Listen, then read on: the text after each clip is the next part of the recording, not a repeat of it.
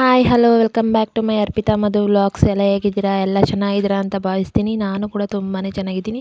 ಏನಪ್ಪ ಅಂದರೆ ಇವತ್ತಿನ ದಿನ ನಾವು ಹೊರಗಡೆ ಹೊರಟಿದ್ದೀವಿ. ಯಾಕೆಂದರೆ ನಮ್ಮ ಅಜ್ಜಿ ಬಿದ್ದುಬಿಟ್ಟು ಸ್ವಲ್ಪ ಅವ್ರಿಗೆ ಕೈ ಮತ್ತು ಕಾಲು ಎರಡೂ ಕೂಡ ಏಟಾಗ್ಬಿಟ್ಟಿದೆ. ಅವ್ರನ್ನ ನೋಡ್ಕೊಬರೋಣ ಅಂದ್ಬಿಟ್ಟು ಹೊರಗಡೆ ಹೊರಟಿದ್ದೀವಿ. ಇಲ್ಲಿಂದ ಏನು ಜಾಸ್ತಿ ದೂರ ಏನು ಅನಿಸಲ್ಲ, ಸ್ವಲ್ಪ ಒಂದು 25 ಕಿಲೋಮೀಟರ್ ಆಗುತ್ತೆ. ಈಗ ಹೊರಟಿದ್ದೀವಿ ನಾನು ಮತ್ತು ನಮ್ಮ ಮನೆಯವರು ಇಬ್ಬರು ಕೂಡ. ನೋಡ್ಕೊಂಬಂದ್ಬಿಡೋಣ, ಇನ್ನು ಹೋಗೋಕ್ಕಾಗಲ್ಲ, ಟೈಮ್ ಆಗಿಬಿಡುತ್ತೆ ಅಂತ ಅಂದ್ಬಿಟ್ಟು ಹೊರಟಿದ್ದೀವಿ. ಅವ್ರು ಗಾಡಿ ಓಡಿಸ್ತಾ ಇದ್ದಾರೆ. ಈಗ ಇನ್ನೇನೋ ಹೋಗಿ ರೀಚ್ ಆಗ್ತೀವಿ. ಈಗ ತಾನೇ ಬಂದು ಹಾಸ್ಪಿಟಲ್ಗೆ ವಾರ್ಡಲ್ಲಿ ತುಂಬಾ ಹುಡ್ಕಾಡ್ಬಿಟ್ವಿ, ತುಂಬಾ ದೂರ ಇತ್ತು. ಎಲ್ಲಿ ಅಂತ ಕಂಡುಹಿಡಿಯೋಕ್ಕೆ ಆಗಲ್ಲ, ತುಂಬ ದೊಡ್ಡ ಹಾಸ್ಪಿಟಲ್ ಅಲ್ವಾ, ಅದಕ್ಕೋಸ್ಕರ ಈಗ ವಾರ್ಡ್ ಒಳಗಡೆ ಬಂದು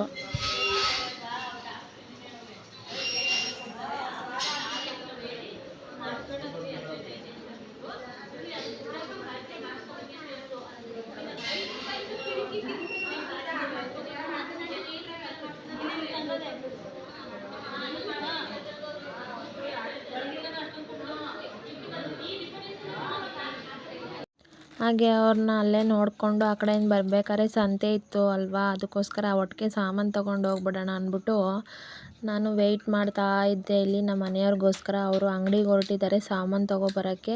ನಾನಿಲ್ಲಿ ಅವ್ರು ಬರೋ ತನಕ ವೆಯ್ಟ್ ಮಾಡ್ತಾ ಕೂತಿದ್ದೀನಿ. ಹಾಗೆ ಎಲ್ಲ ಕೆಲಸ ಎಲ್ಲ ಮುಗೀತು. ಕೆಲಸನೂ ಮುಗಿಸಿ ಅಂಗಡಿ ಹೋಟ್ಲು ಕೆಲಸನೂ ಮುಗೀತು. ಮನೆಗೆ ಹೊರಡೋಣ ಅಂತ ಹೊರಟಿದ್ದೆ, ಅಷ್ಟರೊಳಗೆ ಮನೆ ಕೀನೇ ಬಿಟ್ಬಿಟ್ಟು ಹೊರಟೋಗಿದ್ದೆ. ಮತ್ತೆ ವಾಪಸ್ ಬಂದು ನಮ್ಮ ಮನೆಯವರು ಅಂಗಡಿ ಎಲ್ಲ ಕ್ಲೀನ್ ಮಾಡ್ತಾಯಿದ್ರು. ಹೋಗ್ಬೇಕಾದ್ರೆ ಎಲ್ಲ ಕ್ಲೀನ್ ಮಾಡಿ ಇಟ್ಬಿಡ್ತೀವಿ. ಇಲ್ಲಿ ನಮ್ಮ ಮಾವ ಮತ್ತು ನನ್ನ ಮಗಳು ಇಬ್ಬರು ಗಾಡೀಲಿ ವೆಯ್ಟ್ ಮಾಡ್ತಾ ನಿಂತಿದ್ರು. ನಾನು ಕೀ ಬಿಟ್ಬಿಟ್ಟು ಬಂದಿದ್ನಲ್ಲ ಮನೆದು, ತೊಗೊಬರೋಣ ಅಂದ್ಬಿಟ್ಟು ಹೊರಟಿದ್ದೀನಿ ಈಗ. ಇದು ಅದರ ನೆಕ್ಸ್ಟ್ ಡೇ ವ್ಲಾಗು. ನಮ್ಮೂರವ್ರದ್ದೇ ಒಬ್ರದ್ದು ಮದುವೆ ಇತ್ತು. ನಾನು ಮತ್ತು ನಮ್ಮ ಹಸ್ಬೆಂಡು, ಇವಳು ನನ್ನ ಫ್ರೆಂಡ್ ಪೂಜಾ, ಅವಳ ಮಗಳು, ಅವಳು ಪೂಜಾ ಗಾಡೀಲಿ ಹೊರಟಿದ್ದಾಳೆ. ನಾನು ಮತ್ತು ನಮ್ಮ ಹಸ್ಬೆಂಡು ಇವಳು 3 ಜನನೂ ಒಂದು ಗಾಡೀಲಿ ಹೊರಟಿದ್ದೀವಿ. ಈಗ ಮದುವೆಗೆ ಹೊರಡ್ತಾ ಇದ್ದೀವಿ.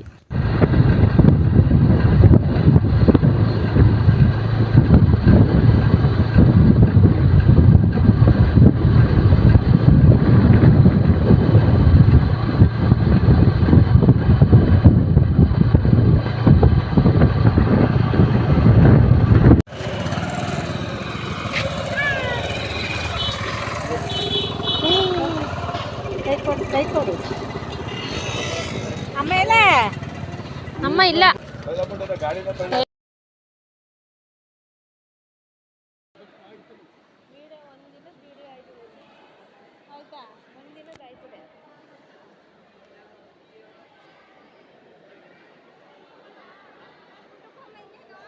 ಕೋಇನ್ಸಿಡೆಂಟ್ ಏನಪ್ಪ ಅಂದರೆ, ತುಂಬ ಆಶ್ಚರ್ಯಕರವಾದ ವಿಷಯ ಏನಪ್ಪ ಅಂದರೆ, ಅವಳಿಗೂ ಗೊತ್ತಿಲ್ಲ ನನಗೂ ಗೊತ್ತಿಲ್ಲ, ಇಬ್ಬರು ಒಂದೇ ಥರ ಸ್ಯಾರಿ ಹಾಕೊಬಿಟ್ಟಿದ್ದೀವಿ. ಅವಳು ನಮ್ಮ ಮನೆಗೆ ಬಂದಮೇಲೆ ನನಗೆ ಗೊತ್ತಾಗಿದ್ದು, ನಾನು ಅವಳು ಕೂಡ ಇಬ್ಬರು ಒಂದೇ ಥರ ಸೀರೆ ಹಾಕ್ಕೊಂಡಿದ್ದೀವಿ ಅಂತ. ಇಬ್ಬನಿ ನೋಡ್ತಾ ಇದ್ದಾಳೆ ಇಲ್ಲಿ. ತುಂಬಾ ಹತ್ತಿಬಿಟ್ಲು ಅವಳು. ನಮ್ಮಮ್ಮ ಬಿಟ್ಬಿಟ್ಟು ನನ್ನ ಹೊರಟೋಯ್ತಾ ಇದ್ದಾರೆ ಊರಿಗೆ ಅಂದ್ಬಿಟ್ಟು ಅಳ್ತಾ ಇದ್ಲು ಗಾಡೀಲಿ ತುಂಬಾ. ಆಮೇಲೆ ಸಮಾಧಾನ ಆದ್ಲು. ಈಗ ಮದುವೆ ಹಾಲಲ್ಲಿ ಎಲ್ಲ ಕೂತಿದ್ದೀವಿ. 7 ಹೆಜ್ಜೆಗಳನ್ನ ಇಳಿಸ್ತಾ ಇದ್ದಾರೆ ಗಂಡು ಹೆಣ್ಣಿಗೆ. ತುಂಬಾ ಗ್ರ್ಯಾಂಡಾಗಿ ಮಾಡಿದರು ಮದುವೆನ, ತುಂಬಾ ಚೆನ್ನಾಗಿತ್ತು.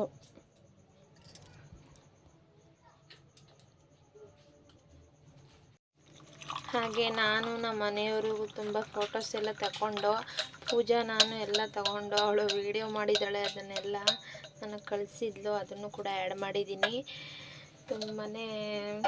ತುಂಬಾ ಫೋಟೋಸ್ ತಗೊಂಡು, ನಾನು ಅವಳು ನಮ್ಮ ಮನೆಯವರು ಎಲ್ಲ ಸೇರಿಕೊಂಡು ಫೋಟೋಸ್ ತಗೊಂಡು ತುಂಬಾ ಚೆನ್ನಾಗಿ ಬಂದವು.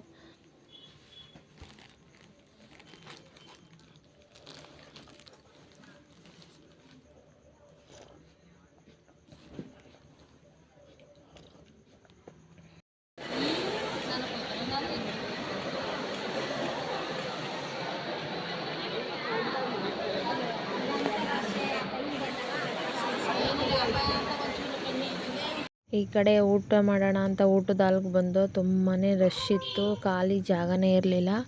ಒಂದು 10 ನಿಮಿಷ ವೆಯ್ಟ್ ಮಾಡಿದು, ಆಮೇಲೆ ಜಾಗ ಸಿಕ್ತು. ಇಲ್ಲೆಲ್ಲ ಊಟಕ್ಕೆ ಕೂತಿದ್ದೀವಿ ಈಗ. ಮಧು, ನಾನು ಮತ್ತು ಪೂಜಾ, ಅವ್ರ ಅಮ್ಮ, ಅವಳ ಮಗಳು ಎಲ್ಲ ಕೂಡ ಊಟಕ್ಕೆ ಅಂದ್ಬಿಟ್ಟು ಕೂತಿದ್ದೀವಿ.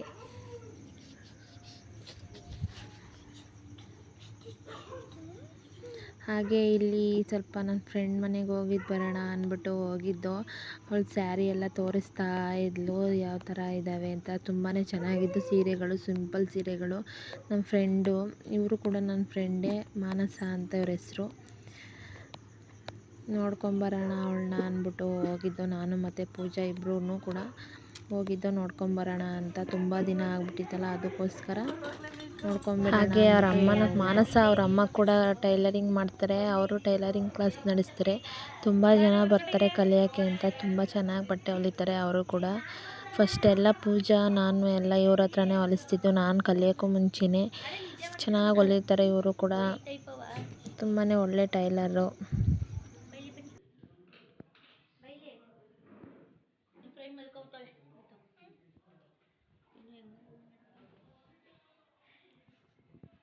ಚೆನ್ನಾಯ್ತು ಐಸ್ ಕ್ರೀಮು, ನೆಗಡಿ ಆಯ್ತದೆ. ಇವಳು ನನ್ನ ಫ್ರೆಂಡ್.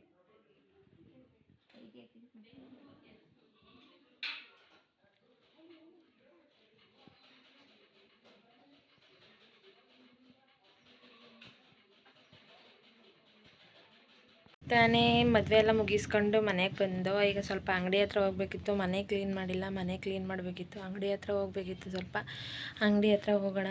ಈಗ ಅಂಗಡಿಲಿ ಸ್ವಲ್ಪ ಅಂಗಡಿ ಎಲ್ಲ ಕ್ಲೀನ್ ಮಾಡಿಬಿಟ್ಟು ಬಟ್ಟೆಗಳೈತೆ, ಬಟ್ಟೆನ ಕಟ್ ಮಾಡಿಟ್ಬಿಟ್ಟು ಮತ್ತು ಇಲ್ಲೂ ಕೆಲಸಗಳೈತೆ. ತುಂಬಾ ಕೆಲಸ ಐತೆ ಇವತ್ತೆಲ್ಲ. ಯಾಕೋ ಇತ್ತೀಚೆಗೆ ತುಂಬಾ ಪ್ರಾಬ್ಲಮ್ಮು, ಅಂಗಡಿನೇ ಸರಿಯಾಗಿ ತೆಗೆಯೋದಕ್ಕಾಯ್ತಿಲ್ಲ. ಎಲ್ಲಾದರೂ ಒಂದು ಕೆಲಸ ಬರುತ್ತೆ, ಅಂಗಡಿ ತೆಗೆಯೋಣ ಅಂದ್ಕೊಂಡಾಗೆಲ್ಲ ಏನಾದರೂ ಪ್ರಾಬ್ಲಮ್ಮು. ತುಂಬಾ ದಿನಗಳಿಂದ ತುಂಬಾ ಹಬ್ಬದವಿಂದನೂ, ಗೌರಿ ಹಬ್ಬ ಯಾವಾಗ ಮುಗೀತೋ ಆವಾಗಿಂದನೂ ಕೂಡ ಅಂಗಡಿ ಬಾಗಿಲು ತೆಗಿಯೋಕ್ಕೆ ಆಯ್ತಿಲ್ಲ. ತುಂಬಾ ಕೆಲಸ, ಅಲ್ಲೋಗಬೇಕು ಇಲ್ಲೋಗಬೇಕು, ಹಾಸ್ಪಿಟಲ್ಗೆ ಹೋಗಬೇಕು. ತುಂಬಾ ಕೆಲಸ ಇದೆ. ಅದಕ್ಕೆ ಇವಾಗ ಬಂದಿದ್ದೀನಿ. ಅಂಗಡಿ ಎಲ್ಲ ಕ್ಲೀನ್ ಮಾಡಿ ಇಟ್ಬಿಟ್ಟು ಹೋಗೋಣ, ಬೆಳಿಗ್ಗೆಗಾದರೂ ಅಂಗಡಿ ತೆಗಿಯೋಣ. ಬ್ಲೌಸ್ಗಳಿದೆ ಸ್ಟಿಚ್ ಮಾಡೋವು, ಸ್ಟಿಚ್ ಆದರೂ ಮಾಡೋಣ ಅಂದ್ಬಿಟ್ಟು ಈಗ ಅಂಗಡಿ ಎಲ್ಲ ಕ್ಲೀನ್ ಮಾಡ್ತಾ ಇದ್ದೀನಿ. ಏನಪ್ಪ ಪ್ರಾಬ್ಲಮ್ಮು ಅಂದರೆ, ನಮ್ಮ ಅಜ್ಜಿ ಬಿದ್ದು ಆಲ್ರೆಡಿ 4 ದಿನ ಆಗಿದೆ. ಅವ್ರನ್ನ ಅಡ್ಮಿಟ್ ಮಾಡಿದ್ದೀವಿ. ಅಲ್ಲೂ ನೋಡ್ಕೋಬೇಕು, ಇಲ್ಲೂ ನೋಡ್ಕೋಬೇಕು. ಅಲ್ಲಿ ಯಾರೂ ಜೊತೇಲಿಲ್ಲ, ನಮ್ಮ ಮಮ್ಮಿ ಒಬ್ಬರೇ ಇರ್ತಿದ್ದು. ನಮ್ಮ ಅತ್ತೆ ಕೂಡ ಇದ್ದಾರೆ ಜೊತೇಲಿ. ನಮ್ಮ ಮಮ್ಮಿ, ನಮ್ಮ ಅತ್ತೆ ಮತ್ತು ನನ್ನ ತಮ್ಮ 3 ಜನನೂ ಇದ್ದಾರೆ ಜೊತೇಲಿ. ಅದಕ್ಕೋಸ್ಕರ ನನ್ನ ಅವಶ್ಯಕತೆ ಏನಿರಲಿಲ್ಲ. ಅದಕ್ಕೋಸ್ಕರ ಮನೆಗೆ ಹೊರ್ಟೋಗು ನೀನು, ಮಕ್ಕಳಿದ್ದಾರೆ, ಮಕ್ಕಳು ನೋಡ್ಕೋಬೇಕು ಅಂತ ಕಳಿಸ್ಬಿಟ್ರು ನನ್ನ. ಪಾಪ ಅವರು ತುಂಬಾ ನೋವು ಅನುಭವಿಸ್ತಾ ಇದ್ದಾರೆ. ತುಂಬಾ ಕಷ್ಟ ಆಗ್ತಾಯಿದೆ ಪಾಪ ಅವ್ರಿಗೆ. ಅಳೂ ಬರ್ತಿಲ್ಲ, ಇತ್ತಗೆ ನೋವು ತಡೆಯೋಕ್ಕಾಗ್ತಿಲ್ಲ. ಮಗು ಥರ ಅವರು ನಮ್ಮ ಅಜ್ಜಿ. ಸ್ವಲ್ಪ ಏಜ್ ಆಗಿದೆ ಅವ್ರಿಗೆ ಆಲ್ರೆಡಿ.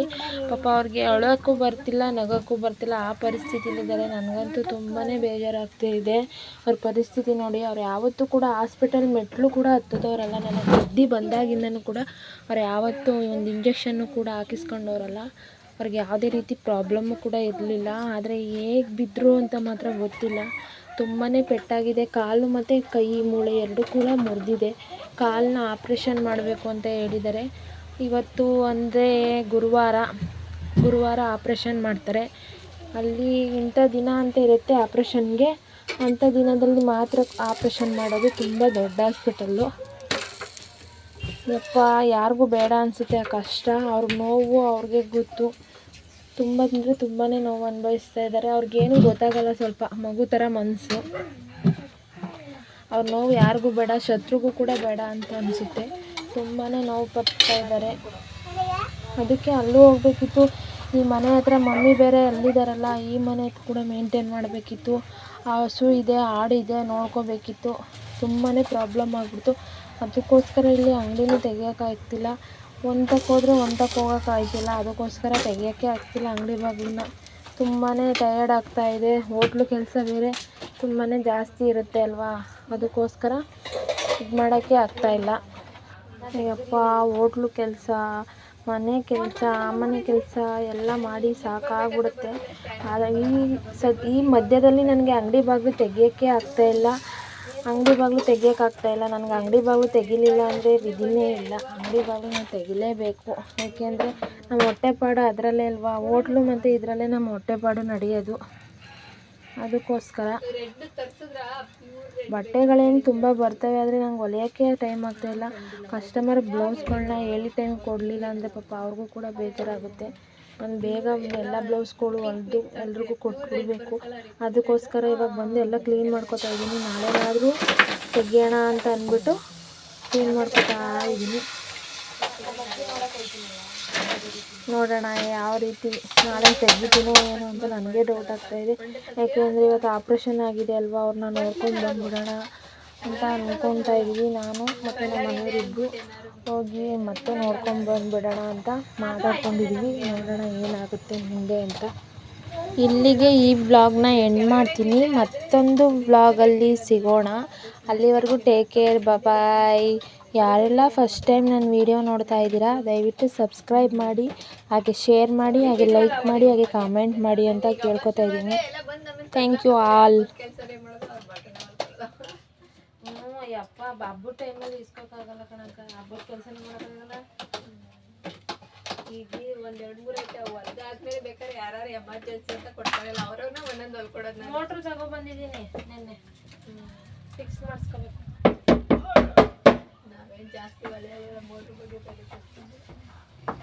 ನಮಗಿದೇ ಆಧಾರ ಅಲ್ವಾ, ಹೊಲಿಬೇಕು. ಇದೇ ಆಧಾರ ನಮಗೆ ಹೊಲಿಬೇಕು ಅಂದರೆ ಫಾಸ್ಟ್ ಬರುತ್ತೆ. ಒಟ್ಟಿನಲ್ಲಿ ಮೋಟ್ರಲ್ಲಿ ಹೊಲಿದೆ ಫಾಸ್ಟಾಗಿ ಹೊಲಿಬೋದು. 1-2 ಹೊಲಿತಕ್ಕ 3-6 ಹೊಲಿಬೋದು. ನಂದು ಬಿಗಿ ಸ್ವಲ್ಪ ಪೆಟ್ಲು ಅದು ಏನಕ್ಕೂ ಗೊತ್ತಿಲ್ಲ, ನಟ್ಟು ಕಳ್ಕೊಬಿಟ್ಟೈತೆ. ನಂದು ತಗೊಂಡೋಗಿ ಸರ್ವಿಸಿಗೆ ಮಾಡಿಸೋಕೈತೆಲ್ಲ ಅಕ್ಕ. ನನ್ನ ಎತ್ಕೊಂಡು ಬನ್ನಿ ಅಂದ್ರೆ ಸರ್ವಿಸ್ಗೆ ಈಗ ನಟ್ಟೆ ಅದೆಲ್ಲ ತಗೊಂಡೋದ್ರೆ ನಟ್ಟು ಕಳ್ಕೊಬಿಟ್ಟೈತೆ ಇಲ್ಲಿ ಕೆಳಗಡೆ.